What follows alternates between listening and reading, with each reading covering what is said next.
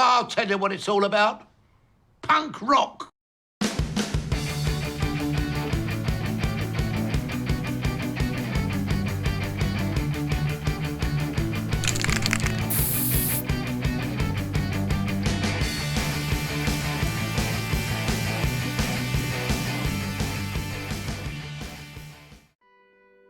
Welcome back, my friend. Pull up a chair, make yourself comfortable. You may want to scan the room for a heavy object to throw at me, because I finally got around to seeing James Gunn's Superman, and I have some thoughts. Thoughts that might make you want to do me an extreme physical discourtesy, because my feelings towards this film are complicated and not as positive as I wish they were. But rest assured, like all the best stories, this one has a happy ending. It just may not be the one you were expecting. If you'll indulge me, I'd like to outline the things I loved about the film, not liked, loved, the parts that I reacted negatively to, for which I apologise in advance, and ultimately explain why this video is a hopeful one. Eyes up here, buddy, let's go.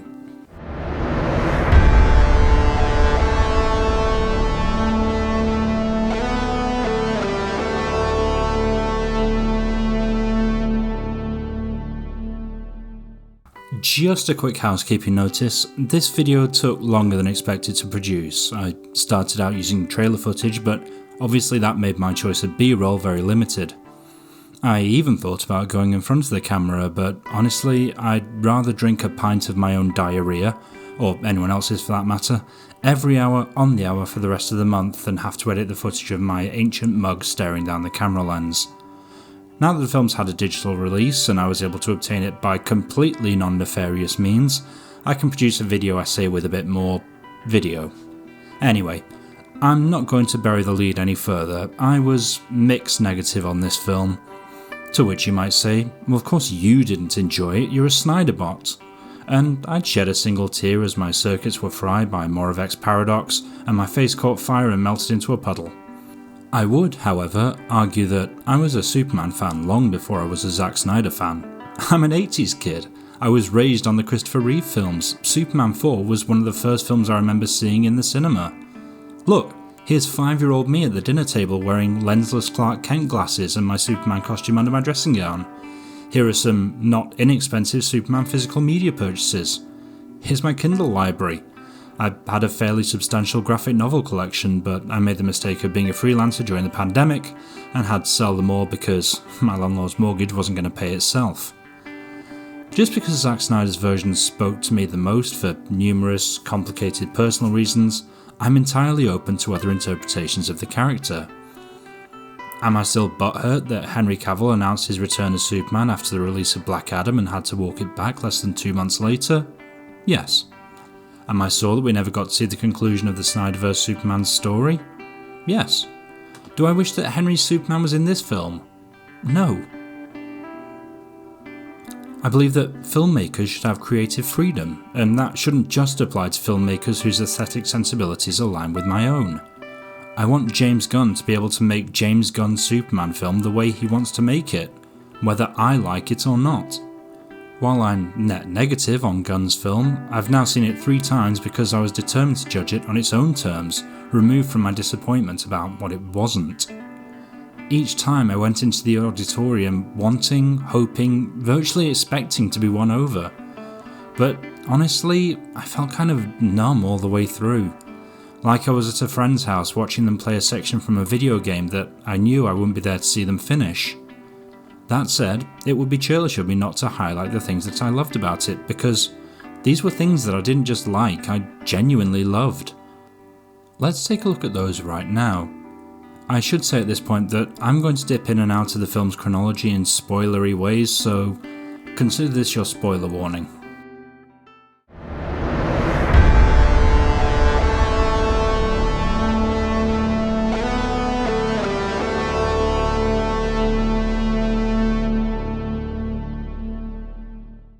This is a very different Superman film, in some ways, while also being frustratingly lacking in identity in others.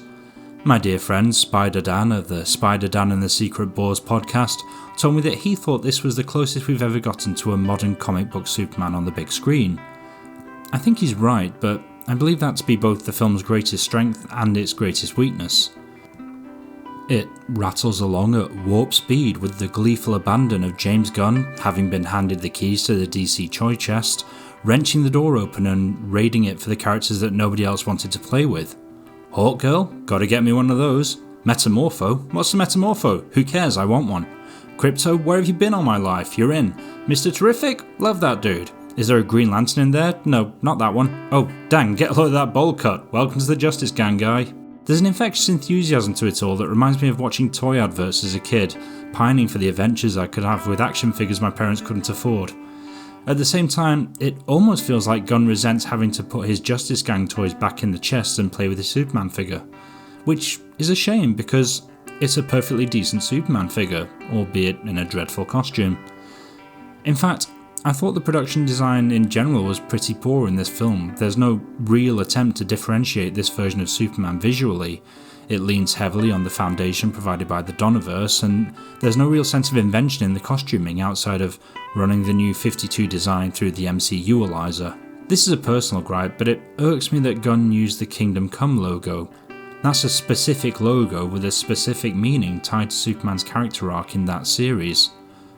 While Superman 78 had a sense of classical melodrama and Man of Steel stress-tested itself by holding on tight to the cart horse of realism, Superman 25 dives headlong into the toy chest and dials up the comic book excess to Silver Age proportions. This allows Gunn to have a ton of fun with pocket dimensions, shitposting monkeys, and tears in the fabric of reality. Unfortunately, its overblown cartoonishness also neuters a lot of the human drama and undermines the film's attempts to say anything meaningful or resonant. David Corenswet himself is an extremely affable screen presence who cuts a very Supermanly silhouette. It's a shame that the costume smothers the incredible physique he achieved for the film, but he fits it well both physically and figuratively. He's conceived as much more of a super everyman than his predecessors. His movements seem less graceful and choreographed than Reeve, Cavill or Routh's. He's a much chattier Superman than we've seen. Occasionally he may veer into goofy territory, but he stays on the right side of being Star-Lord. I think this is the most we've seen of Superman in costume in any Superman film so far, and I think the weak in the life structure of the film works in helping us establish a relationship with this version of Superman, as calamitous as that often is.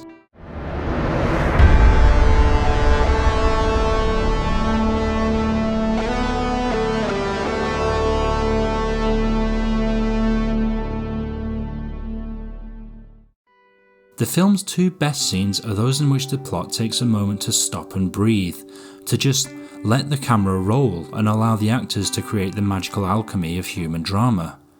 Lois Lane's interview with Clark Kent is, for me, the absolute highlight of the film.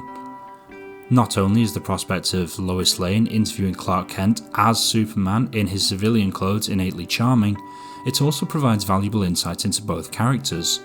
I suspected that Rachel Brosnahan would be the film's MVP, but her performance exceeded my most optimistic expectations. Her version of Lois Lane is by far my favourite thing about the film, and her chemistry with David Corenswet convincingly recalls those heady early days of a relationship, where you either can't keep your hands off each other, or you're seriously considering quitting while you're ahead at the first sign of friction. We see that Lois is a consummate reporter, that she cares very deeply about journalistic ethics, and that it rubs her up the wrong way how Clark has gamed his way to a prominent position in a major newspaper by effectively interviewing himself. We also see Clark frustrated when his nobly simplistic notions of right and wrong bump up against the realities of geopolitics.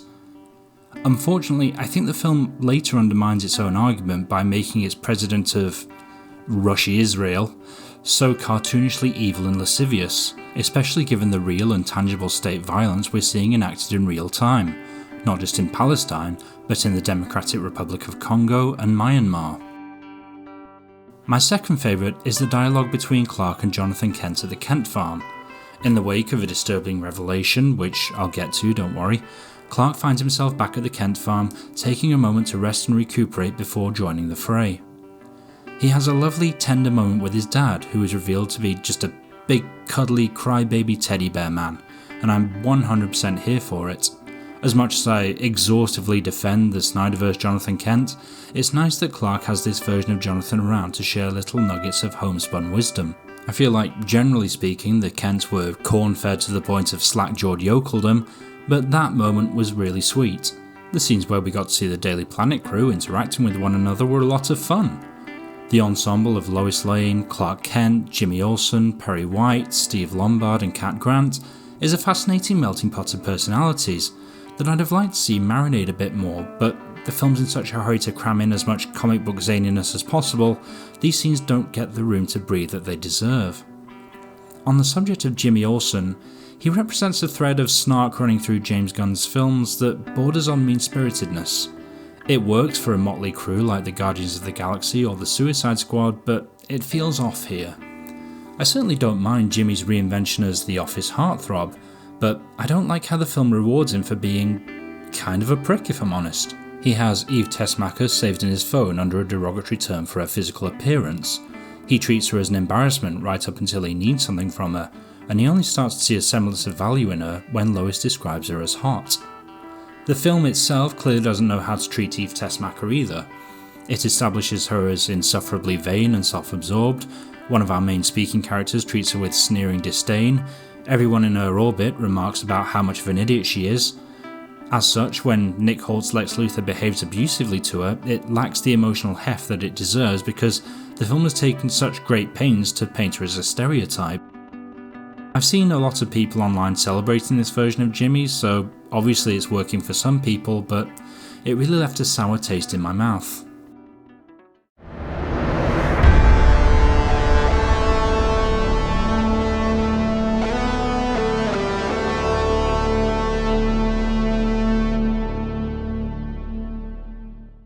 Just a quick aside, I do appreciate how much this version of Superman cherishes not only human but non-human life, from his robot pals, to Krypto, to the kaiju tearing up Metropolis, to a slow-moving squirrel on the streets.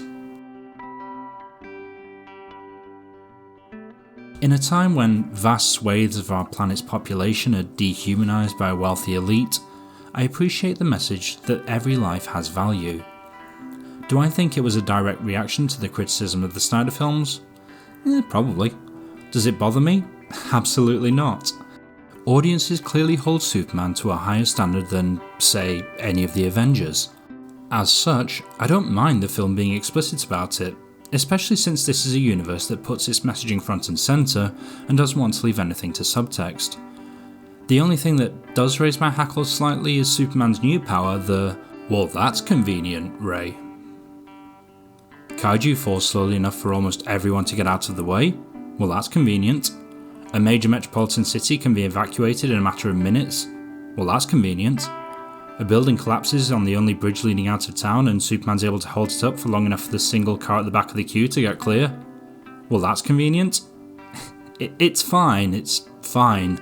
It's just like when Superman is able to pick up that entire apartment building in the theatrical cut of Justice League. Given that the film's not going out of its way to be serious, I can't really bear a grudge over it.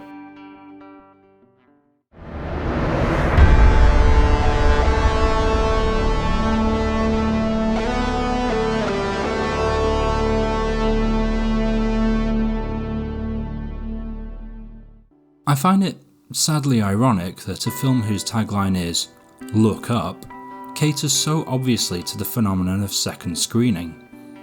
At virtually all times, characters walk around verbally expressing their thoughts, emotions and intentions just for the benefit of viewers who'll be watching the film and snatch glances away from their phone screens. The most egregious of these is Lex Luthor's entry into the Fortress of Solitude, in which he explains to the engineer, a character who almost certainly already has this information, why he hates Superman. You could argue that this adds to the sense of comic book melodrama, but thought bubbles have been absent from comics themselves for a long time. The average comic book reader has a strong enough grasp of semiotics to derive subtext from the nuances of the artwork and dialogue to make them pretty much redundant. The second most egregious is Superman's final monologue, in which he cries out in anguish to Lex Luthor that his humanity is his greatest strength. That's right, Superman shouts at Lex Luthor that his humanity is his greatest strength. Something subtextual that we should be allowed to discover is just blurted out in a moment of consternation. What makes it particularly galling is that after this, Superman and Lex share a moment of eye contact and we see Lex Luthor actually get tearful. Something passes between them. Is that a moment of contrition for Lex, or is he reverting to his spoilt brat child self, now that he can no longer evade the consequences of his actions? It's a moment of ambiguity that would play a lot better if the film hadn't spent 2 hours being incredibly on the nose.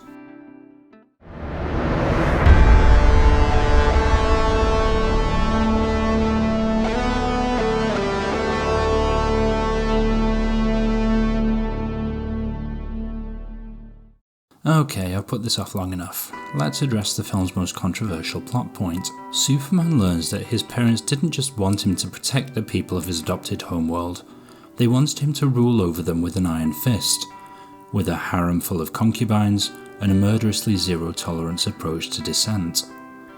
Dirtying up previously squeaky clean parental figures is not new to DC media. They did it in The Batman, where Thomas Wayne's past was tangled up with Gotham's corruption.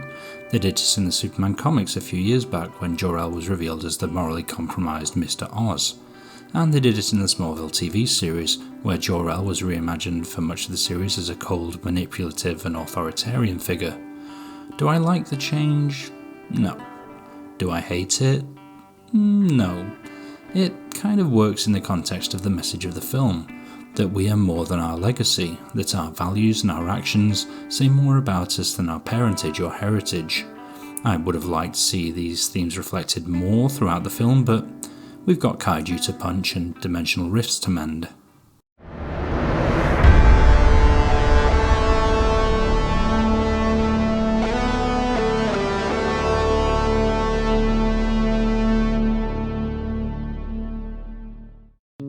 I'm sorry it took me so long to make this video. It's hard to put this much time and energy into something you're not passionate about.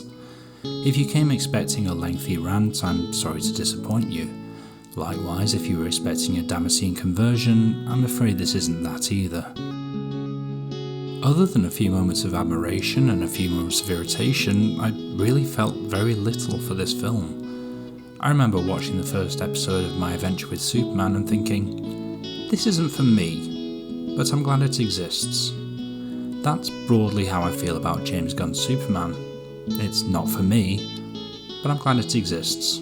I asked some of my followers on Blue Sky how they felt about the film's thesis that kindness is punk rock.